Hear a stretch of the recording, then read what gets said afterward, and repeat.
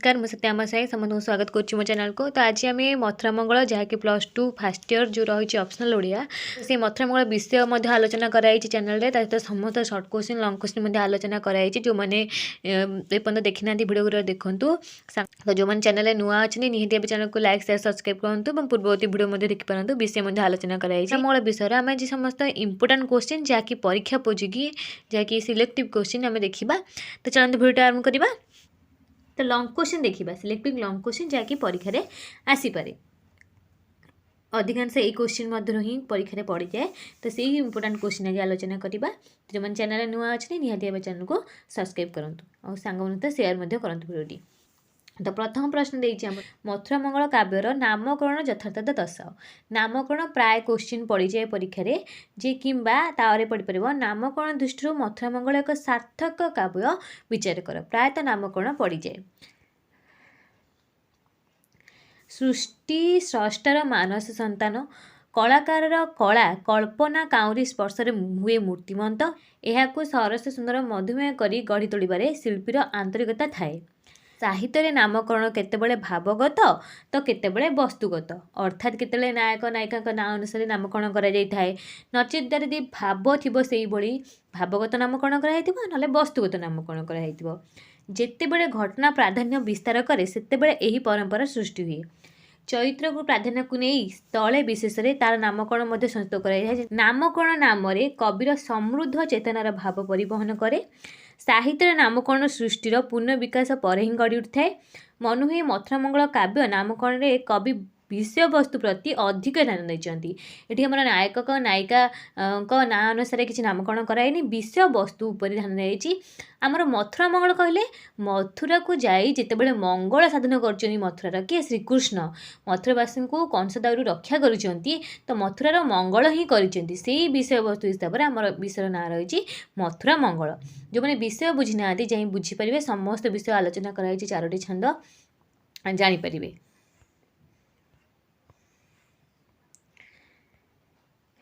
दुष्ट राक्षस कंसर अत्याचार पृथ्वी उत्पादित होता। पृथ्वीर भारा निवारण करने प्रभु मथुरा श्रीकृष्ण रूप में अवतीर्ण हेले।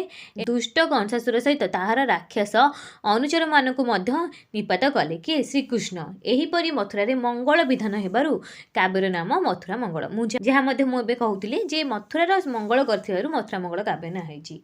श्रीकृष्णकर मथुरा लीला वर्णना कर कवि काव्यर नाम मथुरा मंगल देथिबा समाचिह्न। गोप मथुरा द्वारिका होउछि भगवानकर श्रीकृष्णकर 3टी प्रधान पीठ।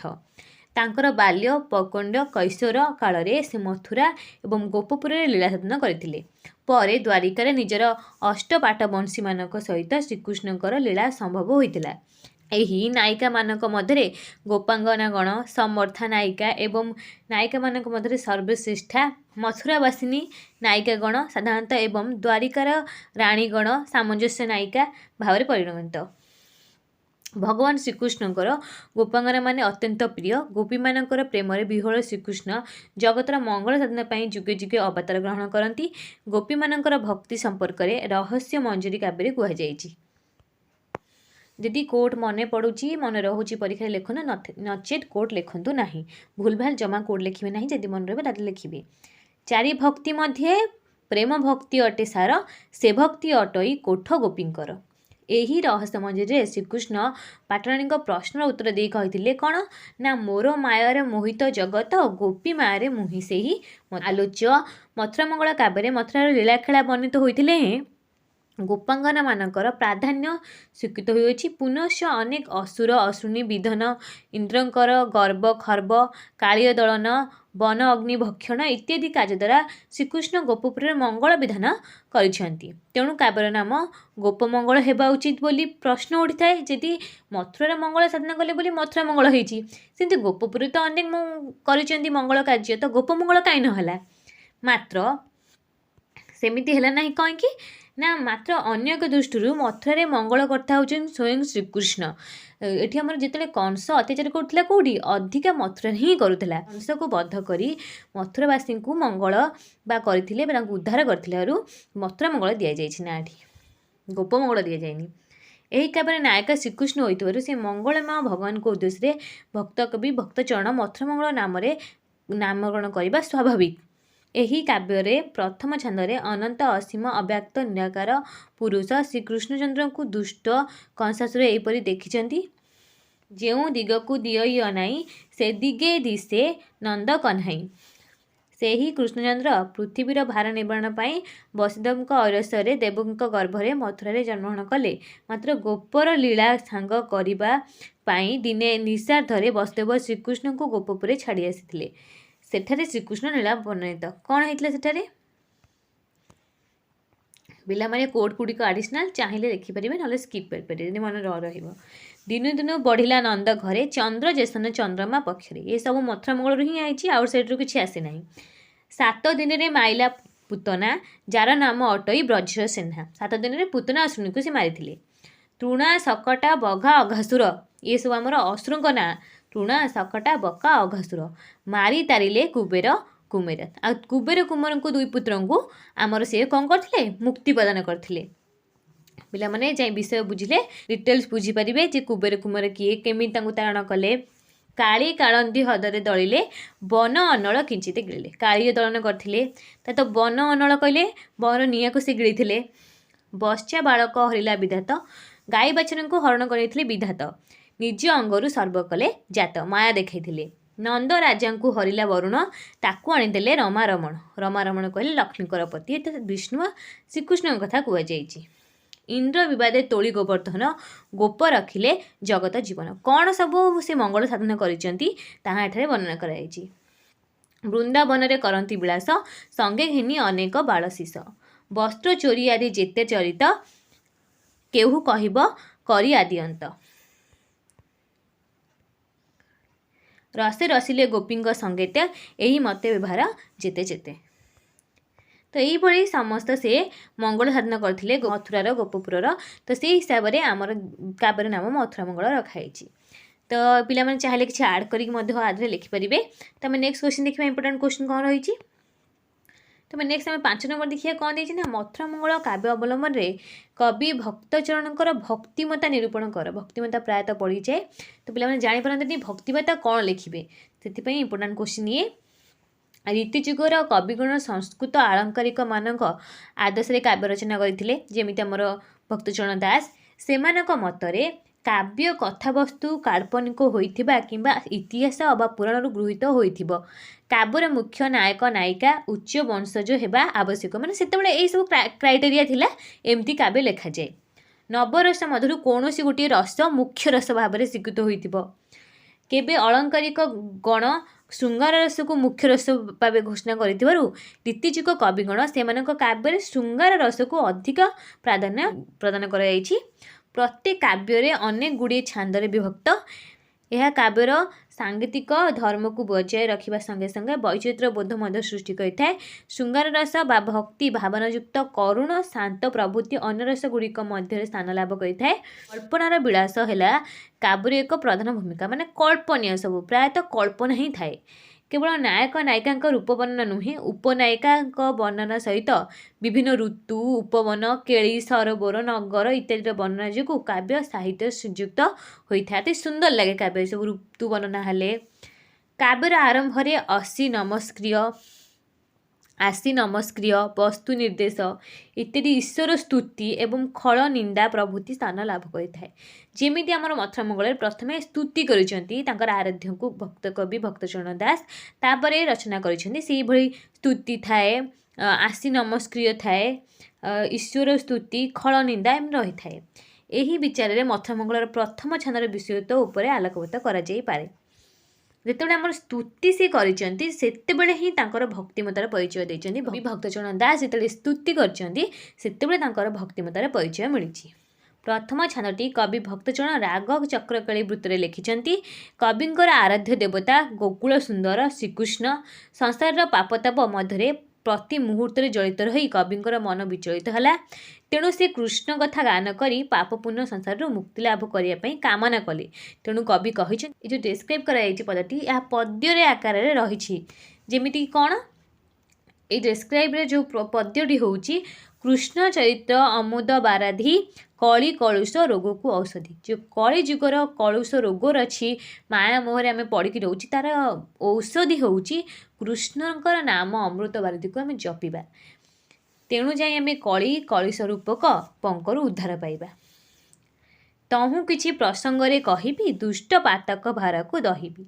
गीत करी रचिबी हरिला दया कर हे स्वामी नंदवाड़ा। एमती किछि स्तुति करछन्ती हमर भक्तचरण दास। कारण से सुजन मानक मुखर शुणिछन्ती जे कृष्ण नाम भज कले बा भजन कले प्राणी माने इह संसार तरी जाती। निशी दिवस जे हरि भजन्ती भव कलुष संताप तेजंती। ए संसार रे मृत्यु लीला सर्वत्र लागी रही। धन जन जीवन चिर नुहे समस्ते अस्थायी मरणशील केही बंची रही पारे ना। मरणशील अग्नि जेपरी काष्ठ को दहन करे पाप रूपक अग्नि मध्य मनुष्य शरीर को सेहीपरि ध्वंस कर पकाई थाए। प्राणी मात्रके मायाधीन एवं मोहच्छन्न यही भव संसार उद्धार पाइबार एकमात्र उपाय होची भगवान श्रीकृष्णकर गुण कीर्तन करवा। यही उद्देश्य मथुरा मंगल काव्य रचित है बोली उल्लेख करिसेंती। कवि भक्तचरण प्रथम छंदे श्रीकृष्ण को नमस्कार करिसेंती। से होचंदी गोकुल सुंदर जगतर त्राणकर्ता नंदक धारण करथिबारु तांकर शक्तिर सीमा नाही। से होचंदी भावग्राही भक्त वत्सल से अनंत असीम एवं अखिल बिहारी स्वयं परम ब्रह्म यही भाव प्रशंसा करिसेंती। बकासुर हिरण्यकश्यप प्रभृति असुरମାନଙ୍କୁ हत्या करी पृथ्वीर भार निवारण करिसेंती। से बरज चंद्रम को स्तुति करिसेंती। कौन स्तुति करिसेंती? नाना रूप अरूप तुही हो प्राणी मानक हिते देह बहु। गोरु ब्राह्मण रक्षणे तुजात केही न जाने आदि मध्य अंत। सर्व आत्मारे तुही आत्माराम तो बिहुने नाही कर्मा कर्म।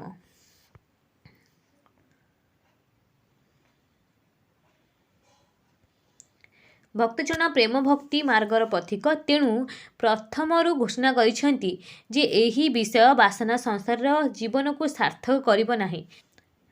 एकमात्र रागानुगा भक्ति मार्ग ही जीवन चरम पथ प्रदर्शक हेब। तेणु आउ संपदे नाही प्रयोजन भक्ति बिने मोर दरिद्र जीवन बोली कहिसेंती।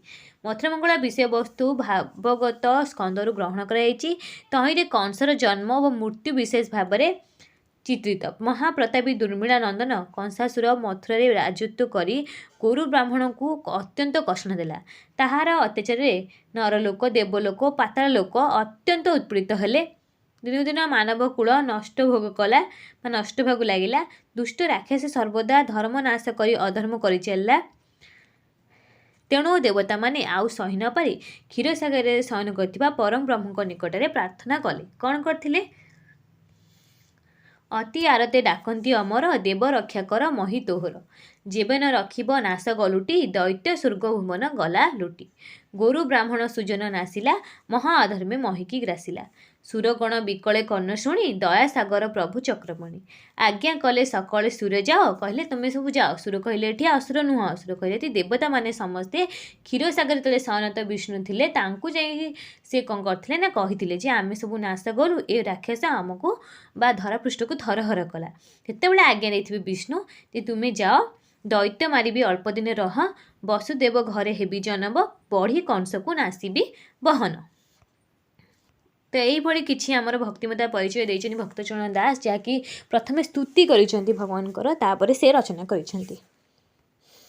ए 9 नंबर ऑलरेडी आलोचना कराई चैनल रे जाई देखि परिए पिला माने। तो आमे 10 नंबर जो इंपोर्टेंट क्वेश्चन रही आलोचना करिबा। मथुरा मंगल काव्यटी भक्ति और संगीत रे समन्वित आधार आलोचना कर। एमती क्वेश्चन आसले पिला माने बुझी पारंतनी कौन लिखिबे। तेणु यही इंपोर्टेंट क्वेश्चन ही आलोचना करा जिवो। कवि कुचित रूप से भरी दिए स्वर्गीय सुषमा। कवि यही समाज को तृतीय नेत्र दर्शन करे। भक्त चयन वैष्णव थिले। भक्त प्राणर अनुरक्ति और आवेग मुख्य श्रीकृष्ण कृष्ण विष्णु प्रति झरी पड़े था। मनुष्यर आवेग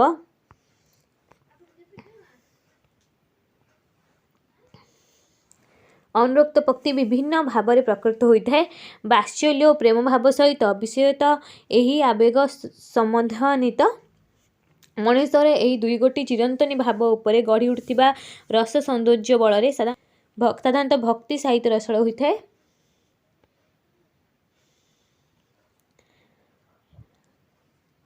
ବିଶ୍ୱନାଥ କବିରାଜଙ୍କ ମତରେ ରସ ହିଁ କାବ୍ୟର ଆତ୍ମା।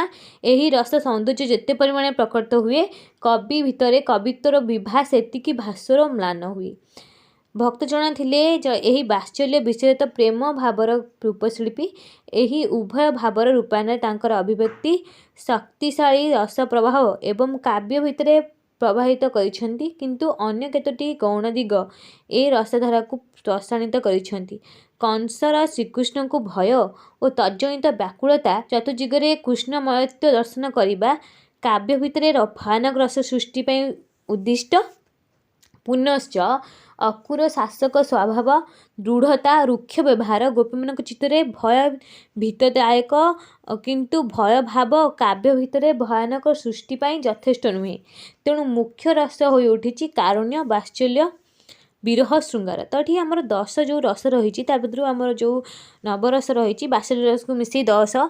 ତ ସେଇ 10 ମଧ୍ୟରୁ କେଉଁ ରସ ଆମର ଏଠି ରହିଛି, ଯେମିତି କାରୁଣ୍ୟ ରସ ରହିଛି, କରୁଣ ରସ, ବାତ୍ସଲ୍ୟ ରସ, ଶୃଙ୍ଗାର ରସ ରହିଛି। କାବ୍ୟର ଅଗ୍ରଗତିରେ ବାତ୍ସଲ୍ୟ ମଧ୍ୟ ହୋଇପଡ଼ିଛି କ୍ରମେ କ୍ଷୀଣ, କିନ୍ତୁ ପ୍ରଭାବ ବିସ୍ତାର କରିଛି ବିପ୍ରଲମ୍ବ କାରୁଣ୍ୟ। ଶ୍ରୀକୃଷ୍ଣ ଆବାଲ୍ୟରୁ ଗୋପପୁରରେ ବିବିଧ ଲୀଳା କରି ବହୁ ଅଦ୍ଭୁତ କର୍ମାଦି ସମ୍ପାଦନ କରି ସମସ୍ତଙ୍କର ହେଲେ ପ୍ରିୟଭାଜନ। କିନ୍ତୁ କଂସ ଆଦେଶ ଧରି ଯେତେବେଳେ ଅକୁର ହୁଏ ଗୋପପୁରରେ ଉପଗତ, ସେତେବେଳେ ଏହି ସମ୍ବାଦରେ ସମଗ୍ର ଗୋପପୁର ହୁଏ ଶୋକାଚ୍ଛନ୍ନ। ସ୍ନେହମୟୀ ଯଶୋଦା ପୁତ୍ରର ମଥୁରା ଗମନ ବାର୍ତ୍ତାରେ ଶୋକାଭିଭୂତ ହୋଇ ରୋଦନ ମୁଖର ହୋଇପଡ଼ନ୍ତି। ଜନନୀ ସ୍ନେହ ସର୍ବଜନୀନ ଓ ସର୍ବକାଳୀନ। ତାଙ୍କର ଅନ୍ତରାତ୍ମା ଯେଉଁ ଦୁଃଖ ଓ କାରୁଣ୍ୟରେ ଘନ ତମସା ଘୋଟିଆ ତାର ସାର୍ଥକ ରୂପାୟନ କରିଛନ୍ତି କି ଆମର ଭକ୍ତଚରଣ ଦାସ। ଅର୍ଥାତ୍ ଏଠି ଆମର ବାତ୍ସଲ୍ୟ ମମତା, ଜଣେ ମାଆର ମନ କେମିତି ସମ୍ଭାଳିବ ଯେ ଜଣେ ପୁଅ ଯେ ତାଙ୍କଠୁ ଦୂରେଇ ଯିବ, ତ ବାତ୍ସଲ୍ୟ ସ୍ନେହ ଏଠି ଆମର ଦେଖାଯାଇଛି। ବାତ୍ସଲ୍ୟର କଳନି ନାଦିନୀ ନିର୍ଝର ଏହି କବିତାରୁ ବହିଯାଇଛି। ପୁତ୍ରର ପରିଦୃଷ୍ଟି ପାଇଁ ଜୀବନର ସମସ୍ତ ଆୟୋଜନ ଏବଂ ବିଧିବିଧାନ, କିନ୍ତୁ ପୁତ୍ରର ଅବର୍ତ୍ତମାନରେ ସେହି ପୁତ୍ରାନୁରକ୍ତ ଜନନୀ ପ୍ରାଣ ବ୍ୟାକୁଳିତ ଓ କାରୁଣ୍ୟ ବିଗଳିତ। ତେଣୁ ସେ କହିଛନ୍ତି, କ'ଣ କହିଛନ୍ତି? କାହ ଅଙ୍ଗେ ଚତୁସମ ଲେପିବି କରି ସୁଷମ, ନିଦ୍ରାରେ କେ ହେଉଥିବ ଘାରି, କାହାକୁ ଅଞ୍ଜନ ଦେବି ବସ୍ତ୍ର ପାରି ଶୁଆଇବି, ମାତାଙ୍କୁ ମାଗିବ କେହୁ ହରିରେ ଜୀବଧନ, ଏକଥା ସୁମରି ଯିବି ମରି, ନିଶ୍ଚୟ ଯେବେ ଯିବୁ ମଧୁପୁରୀ। ପୁତ୍ରକୁ ଦଣ୍ଡେ ନ ଦେଖି ପୁତ୍ରର ଗୁଣ ବାହୁନି କାନ୍ଦିବାରେ ଜନନ ପ୍ରାଣର ବେଦନାର ହୁଏ ଉପଶମ। ଅଶ୍ରୁର ଅବାଧ ମଞ୍ଚନରେ ଜନନୀଙ୍କ ଦୁଃଖ ହୁଏ ଲାଘବ। ସେହି ସୁକୁମାର ସନ୍ତାନର ଗୁଣାବଳୀ ସ୍ମରଣ କରି ଯଶୋଦା କହିଛନ୍ତି କ'ଣ? ସର ଲବଣୀ ଅଧାମ, ପକ୍ୱରମ୍ଭା ସୁଧାସମ, ମୁଖ ଦେଲେ ଥୁ ଥୁ କରି ଫିଙ୍ଗୁ, ଯେତେ ରୂପ ନାଳିଆଇ ପରସଇ ବଳିଆଇ, କୋପେ ଉଠି ପାକ ଭାଣ୍ଡ ଭାଙ୍ଗୁରେ ଜୀବଧନ, ଏବେ ଦୂର ହୋଇବ ସେ କଥା, କିନ କରେ ଦାରୁଣ ବିଧାତାରେ।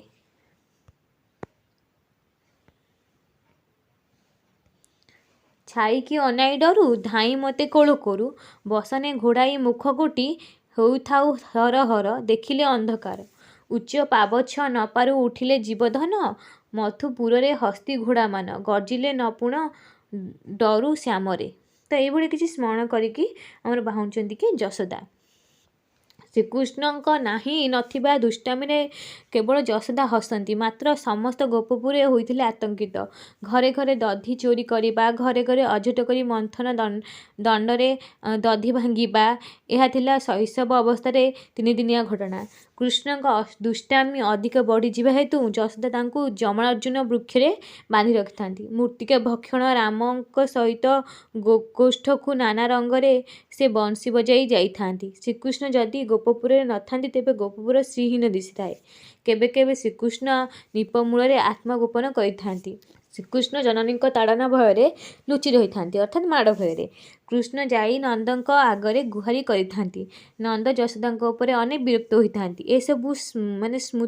ଏସବୁ ସ୍ମୃତିର ସ୍ମରଣ କରି ଯଶୋଦା ଆଖିରୁ ଅଶ୍ରୁ ଗଡ଼ାଇ ଶ୍ରୀକୃଷ୍ଣଙ୍କୁ ଆଲିଙ୍ଗନ କରି ଚୁମ୍ବନ ଦିଅନ୍ତି। କଂସର ମଥୁରା ନଗରୀରେ ଶ୍ରୀକୃଷ୍ଣ ହୁଏତ ବାଟବଣା ହୋଇଯାଇପାରନ୍ତି, ତେଣୁ ତାଙ୍କର ସୁରକ୍ଷା ପାଇଁ ବଳରାମ ସଯତ୍ନ ଚେଷ୍ଟା କରିବାକୁ ଯଶୋଦା ବଳରାମଙ୍କୁ ଆକଟ କରି କହନ୍ତି। କ'ଣ କହନ୍ତି? ସେ ନୋହେଟି ଗୋପପୁର, ଗୋପିକମାନଙ୍କର ଘର, କାହିଁ ନ କରିବୁ ହୁର ଜୁରି, ଦାରୁଣ ନୃପତି କଂସ, ଶୁଣିଲେ କରିବ ରୋଷ, ଶୋଭେ ଯାଇ ଆସ ରାମ ହରିରେ ବଳରାମ, ଆସିବାକୁ ପଥ ଚାହିଁଥିବି ଉଛିରୁ ହୋଇଲେ ଧାଇଁଯିବି। ତ ଏଇଥିଲା ଆମର କିଛି ଇମ୍ପୋର୍ଟାଣ୍ଟ କ୍ୱେଶ୍ଚିନ୍ ଯାହାକି ପରୀକ୍ଷାରେ ଆମର ନିଶ୍ଚିତ ଭାବେ ପଡ଼ିପାରିବ।